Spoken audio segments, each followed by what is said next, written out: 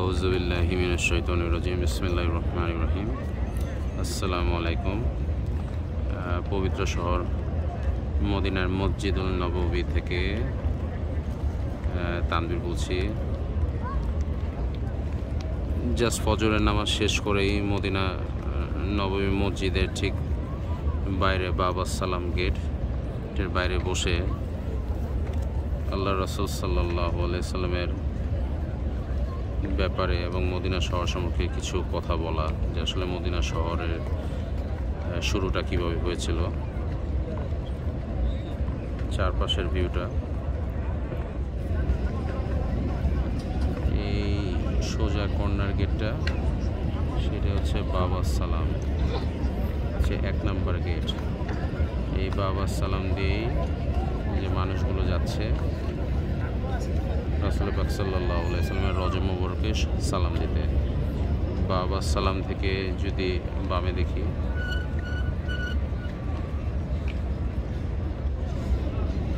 বাবা আবু বকর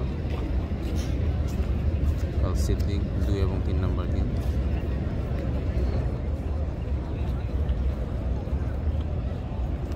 এই চারপাশ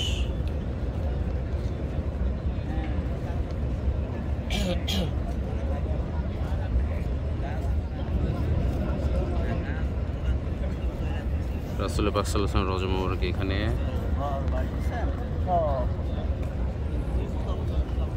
আমরা সবাই জানি হুজুর পাক সাল্লাল্লাহু আলাইহি ওয়াসাল্লাম যখন মক্কা থেকে মদিনায় হিজরত করেন, আল্লাহ রাসূল সাল্লাল্লাহু আলাইহি ওয়াসাল্লাম একটি উটের পিঠে ছিলেন এবং মদিনা শহরে যখন প্রবেশ করছেন সাথে ছিলেন হযরত আবু বকর রাদিয়াল্লাহু তাআলা আনহু।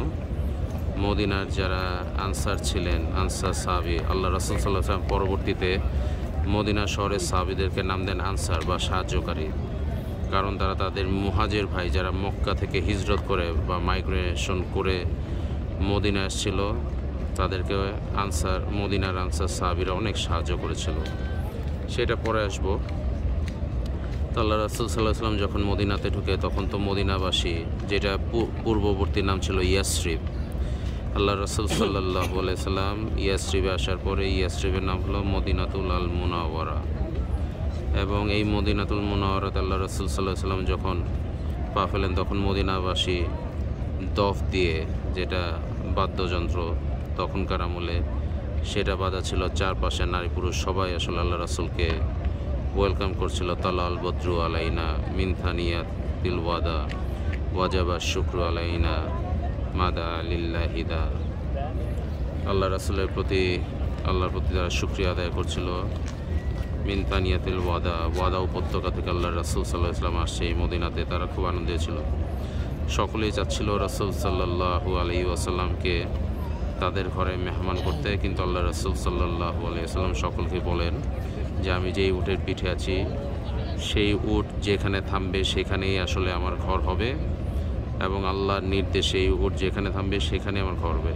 তো পরবর্তী আমরা জানি যে আসলে আল্লাহ রাসূল সাল্লাল্লাহু আলাইহি ওয়াসাল্লামের উট আনসার সাহাবী আবু আইয়ুব আল আনসারী রাদিয়াল্লাহু তাআলা আনহুর যেখানে শায়িত ছিলেন, সেখানে আসলে আবু আইয়ুব আল আনসারীর তৎকালীন ইতিহাস থেকে যে বর্ণনা পাওয়া যায়, আপনারা যদি দেখেন, আল্লাহ রাসূল সাল্লাল্লাহু আলাইহি ওয়াসাল্লাম রওজা পাকের সবুজ গম্বুজ দেখা যাচ্ছে। এই সবুজ গম্বুজ থেকে শুরু করে ডানে ওই পাশটায় যেদিকটা মানুষ আসছে, ইতিহাস থেকে তাই পাওয়া যায়, ঠিক ওই ছাতাগুলোর পাশেই সেখানে একটা দোতলা ঘর ছিল, যেখানে আবু আইয়ুব আল আনসারীর ঘর ছিল। আল্লাহ রাসূল সাল্লাল্লাহু আলাইহি ওয়াসাল্লাম প্রথমে সেই ঘরে ওঠেন। পরবর্তীতে আল্লাহ রাসূল সাল্লাল্লাহু আলাইহি ওয়াসাল্লাম রওজা মুবারকের এখন যেই জায়গাটা, এখানে মুভ করেন। তার আগে একটা কথা বলে নেওয়া ভালো, আল্লাহ রাসূল সাল্লাল্লাহু আলাইহি ওয়াসাল্লাম যখন আবু আল আনসারীর বাসায় যান, তখন সেটা ছিল দোতলা বিশিষ্ট একটি ঘর, এবং আল্লাহ রাসূল সাল্লাল্লাহু আলাইহি ওয়াসাল্লাম নিজের ইচ্ছাতেই গ্রাউন্ড ফ্লোরেই তার শোয়ার জায়গাটা নির্ধারণ করেছিলেন। কিন্তু আবু আইয়ুব আল আনসারী এবং তার স্ত্রী দোতলায় ছিলেন। দোতলায় থাকার পর আবু আইয়ুব আল আনসারী একদিন রাতে সারা রাত ঘুমাতে পারেন না, তার স্ত্রী সহ। এবং তার কারণটা হচ্ছে তারা মনে করছিল যে এটা রাসূল সাল্লাল্লাহু আলাইহি সাল্লামের উপরে তারা শুয়ে আছেন দোতলা ফ্লোরে, এটা ডিসরেসপেক্ট হবে। তো পরবর্তীতে আল্লাহ রাসূল সাল্লাল্লাহু আলাইহি সাল্লামকে তারা ঘটনাটি খুলে বলেন এবং জানান যে তাদের আদবের খেলাফ হচ্ছে। তা আজকে এটা বলার উদ্দেশ্য একটাই যে আমরা আসলে মোল্লাদের থেকে ইসলাম শিখছি, যে এখানে আল্লাহ রাসূল সাল্লাল্লাহু আলাইহি ওয়াসাল্লাম কেউ আদব করেন, কেউ আদব করেন না। সাহাবায়ে কেরামের ধর্ম ছিল আল্লাহ রাসূল সাল্লাল্লাহু আলাইহি সাল্লামের যা বলতেন তাই মেনে নেওয়া, আল্লাহ রাসূল সাল্লাল্লাহু আলাইহি সাল্লামকে আদব করা। সেই আদব নিয়ে তারা খুব সতর্ক ছিল। আল্লাহ রাসূল সাল্লাল্লাহু আলাইহি সাল্লামের ব্যাপারে আল্লাহ কোরআনে বলেছেন, ওয়া মা আরসালনাকা ইল্লা রাহমাতাল লিল আলামিন। হে রাসূল, আপনি সবাইকে বলুন যে আমি আপনাকে এই আলামিনের রহমত হিসাবে প্রেরণ করেছি। এটা খুব চারটিখানি সহজ কথা না, খুবই কঠিন, গভীর, ইন ডেপথ, ভেরি ইম্প্যাক্টফুল কথা। আল্লাহ রাসূল সাল্লাল্লাহু আলাইহি সাল্লামের মাহাত্ম্য মর্যাদা যেখানে বলাই হয়েছে, আল্লাহ রাসূল সাল্লাল্লাহু আলাইহি সাল্লাম, হাদিস শরীফে এসেছে, নিজের স্ত্রী, সন্তান, মা বাবা, সারা দুনিয়ার সব কিছুর চাইতে বেশি যদি আল্লাহ রাসূলকে ভালোবাসা না হয়, সে মুমিন হতে পারে না।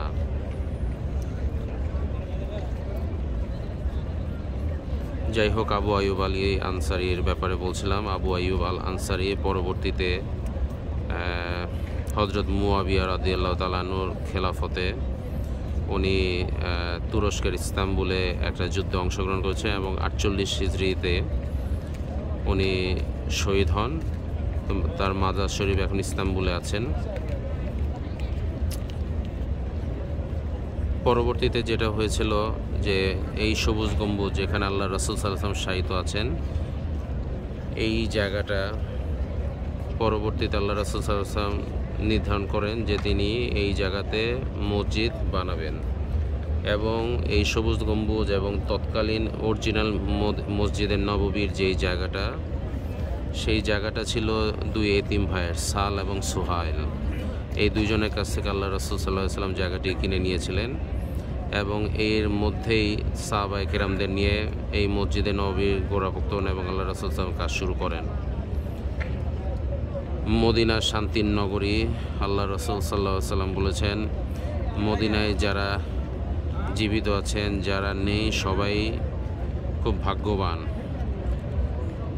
এখান থেকে জান্নাতুল বাকি খুব কাছেই। আল্লাহ রাসূল সাল্লাল্লাহু আলাইহি ওয়াসাল্লাম কাল হাসরের দিনে, day of judgement, day of resurrection, যখন কিয়ামত হয়ে যাবে, সবাই কবর থেকে উঠবেন। আল্লাহ রাসূল সাল্লাল্লাহু আলাইহি ওয়াসাল্লাম তার আপন রজম মুহূর্তে সর্বপ্রথম উঠবেন, তারপর হযরত আবু বকর রাদিয়াল্লাহু তাআলা আনহু, তারপর হযরত ওমর রাদিয়াল্লাহু তাআলা আনহু, এবং পরবর্তীতে আল্লাহ রাসূল সাল্লাল্লাহু আলাইহি ওয়াসাল্লাম এই জান্নাতুল বাকি 10,000 প্লাস সাহাবায়ে কেরাম, আমাদের আম্মাজান হযরত আয়েশা রাদিয়াল্লাহু তাআলা আনহা সহ আল্লাহ রাসূল সাল্লাল্লাহু আলাইহি ওয়াসাল্লাম, অন্য বিবিগণ, আল্লাহ রাসূল সাল্লাল্লাহু আলাইহি ওয়াসাল্লাম, আহলে বাইত, তার পরিবারবর্গগণ এই জান্নাতুল বাকি থেকে উঠবেন এবং পরবর্তীতে জান্নাতুল মুআল্লা মক্কাতে, যেখানে হযরত বিবি খাদিজা রাদিয়াল্লাহু তাআলা আনহুমার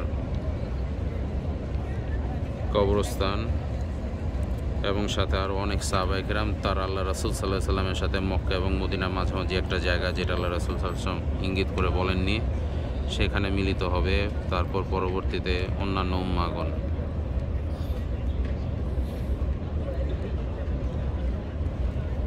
এই হচ্ছে সংক্ষিপ্ত ব্যাকগ্রাউন্ড, যতটুকু পেরেছি আসলে,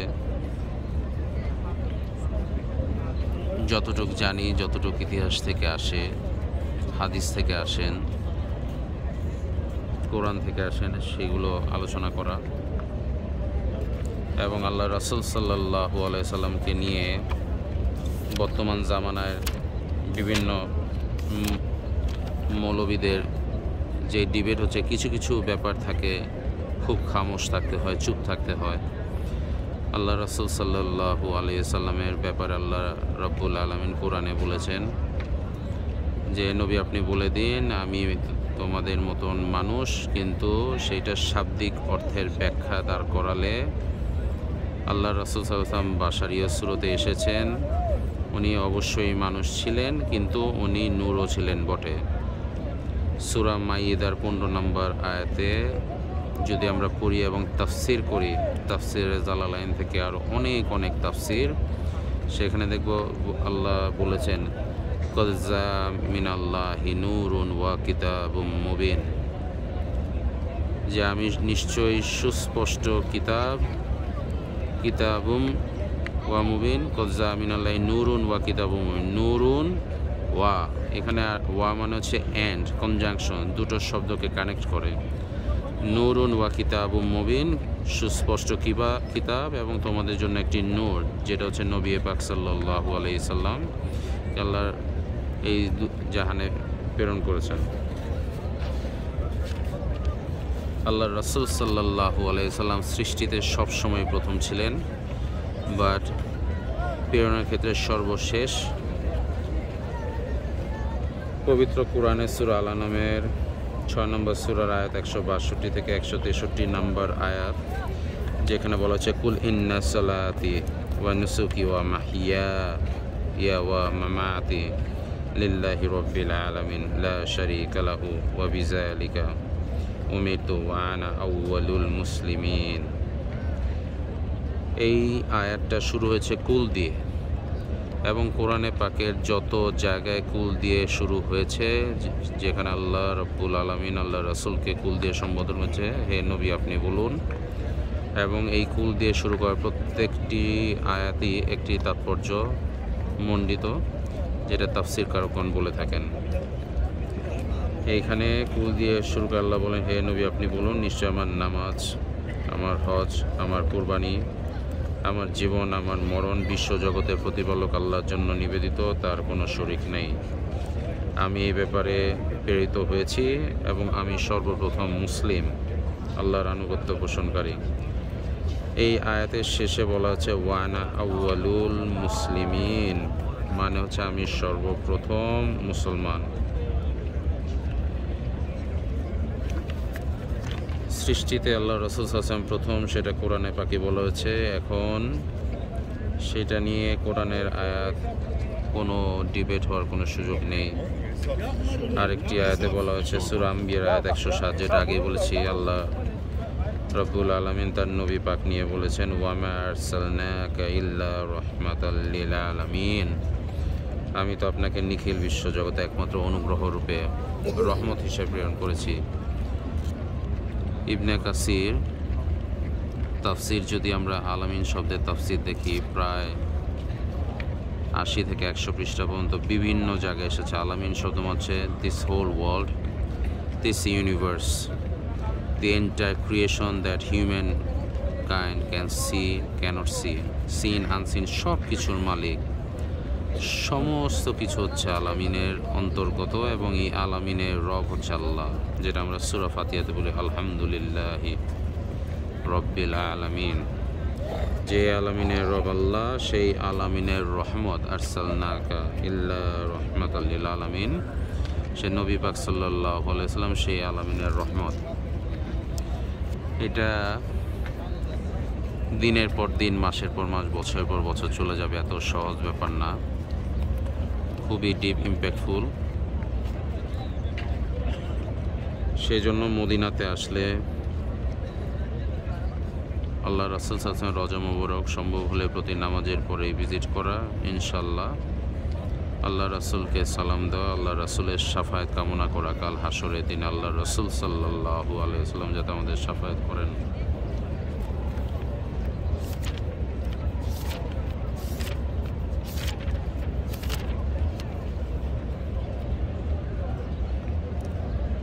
একটি হাদিস এখানে বলতে চাই, আল্লাহ রাসূল সাল্লাল্লাহু আলাইহি ওয়াসাল্লাম সৃষ্টিগতভাবে সকল নবীর আদি নবী এবং প্রেরণ হওয়ার ক্ষেত্রে সর্বশেষ।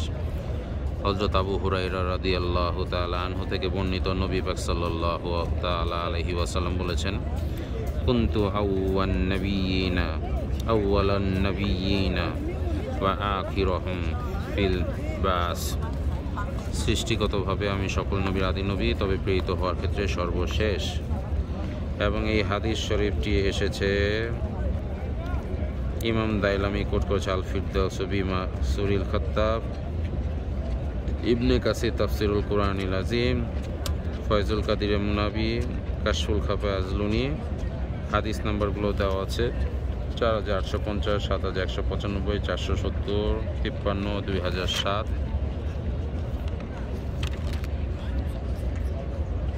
আরেকটি হাদিস হযরত আবু হুরায়রা থেকে এসেছে, যেখানে সাহাবায়ে কেরামগণ জিজ্ঞেস করেন, ইয়া রাসূলুল্লাহ, ইয়া হাবিবাল্লাহ, আপনি কখন নবুয়ত লাভ করেছেন? নবী পাক সাল্লাল্লাহু আলাইহি সাল্লাম বলেছেন, ক্বালু ইয়া রাসূল, সাহাবায়ে কেরাম বলেছেন, ক্বালু ইয়া রাসূলুল্লাহ মাতা ওয়াজাবাত লাকা ওয়াজাবাত লাকা আন-নুবুওয়াতু ক্বালা ওয়া আদামু বাইনা রূহি ওয়াল জাসাদ। আল্লাহ রাসূল সাল্লাল্লাহু আলাইহি ওয়াসাল্লাম বলছেন, বাইনা রূহি ওয়াল জাসাদ, মানে হচ্ছে দেহ প্রাণের মাঝখানে যখন আদম অবস্থান করছেন তখন আমি নবী ছিলাম। অসংখ্য হাদিস, কোরআনের আয়াত, আল্লাহ রাসূল সাল্লাল্লাহু আলাইহি সাল্লামের সম্পর্কে বলা হয়েছে। আজকে 1450 বছর ধরে আল্লাহ রাসূল সাল্লাল্লাহু আলাইহি সাল্লামের সেই স্বর্ণযুগে সমস্ত সাহাবায়ে কেরাম, বিদায় হজের ভাষণে প্রায় 1.25 লক্ষ সাহাবায়ে কেরাম, যারা পরবর্তীতে সারা পৃথিবীতে ছড়িয়ে পড়ছে ইসলামের কায়েম করার জন্য, আল্লাহ রাসূল সাল্লাল্লাহু আলাইহি সাল্লামের সাথে 10 থেকে 14,000 সাহাবী মতান্তরে ছিলেন মক্কা মদিনায়। এত বিশাল সংখ্যক সাহাবীর মাধ্যমে আমরা ইসলাম পেয়েছি। পরবর্তীতে তাবিঈন, ইমাম, আইম্মায়ে মুজতাহিদ কেরাম, সকলের মাধ্যমে আমরা এই 1350-1400 বছর, 1450 বছর আল্লাহ রাসূল সাল্লাল্লাহু আলাইহি সাল্লামের ব্যাপারে কোনো আকীদাগত সমস্যা আমাদের ছিল না। আহলে সুন্নাত ওয়াল জামাতের মেইন স্ট্রিমে 90 থেকে 95% মুসলমান এখনও সারা পৃথিবীতে।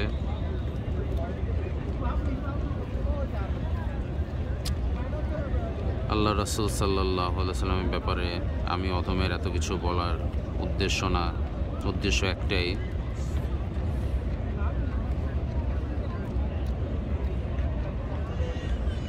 আল্লাহ রাসূল সাল্লাল্লাহু আলাইহি সাল্লাম বলছেন, আমার থেকে একটি আয়াত হলে তোমরা পৌঁছিয়ে দাও। নিজেকে খুব সৌভাগ্যবান মনে হচ্ছে যে আল্লাহ রাসূল সাল্লাল্লাহু আলাইহি সাল্লামের রওজার ঠিক বাইরেই এই মহান নবী, মহান রাসূল, খাতামুন নবিয়্যিন, সাইয়্যিদুল মুরসালিন, সকল নবীর ইমাম,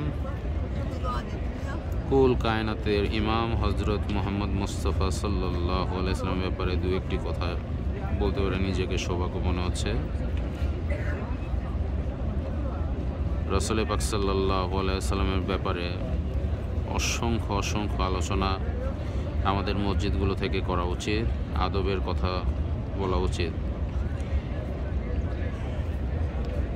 এই মদিনার ইমাম ছিলেন ইমাম মালিক রাদিয়াল্লাহু তাআলা আনহু, যাকে আমরা বলি মালিকি মাযহাব, দি স্কুল অফ থট, যেটা নিয়েও ইদানিং মানুষের মাঝে ফিতনা আসে পড়াশোনা না করার কারণে, না জানার কারণে।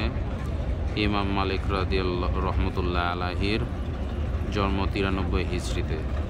ইমাম আবু হানিফা রহমতুল্লাহ আলাইহি প্রায় 13 বছর পড়েন। সেই ইমাম মালিক রহমতুল্লাহ আলাইহির কবর এই জান্নাতুল বাকিতে আছেন।